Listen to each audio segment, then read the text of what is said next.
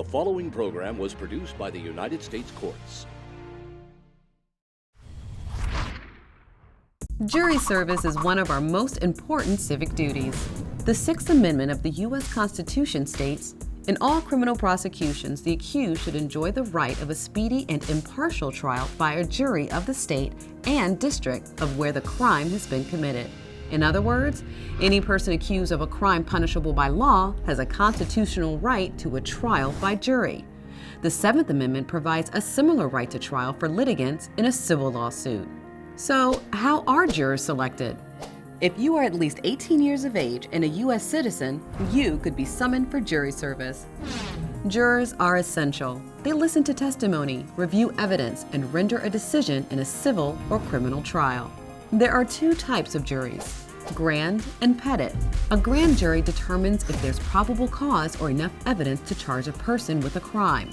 It consists of 16 to 23 people, and proceedings are not open to the public. A petit jury, which you're probably more familiar with, is also called a trial jury. It consists of 6 to 12 jurors who examine the facts and render a guilty or not guilty verdict in a criminal trial. Before a jury is selected, the court and counsel will question potential jurors to ensure an impartial jury, as required by the Constitution. This preliminary examination is known as voir dire.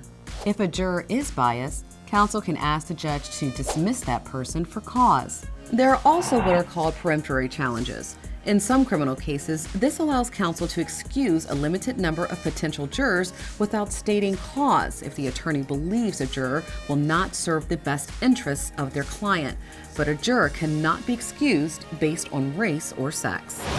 In some cases, alternate jurors are selected to take the place of jurors who may become ill during the trial.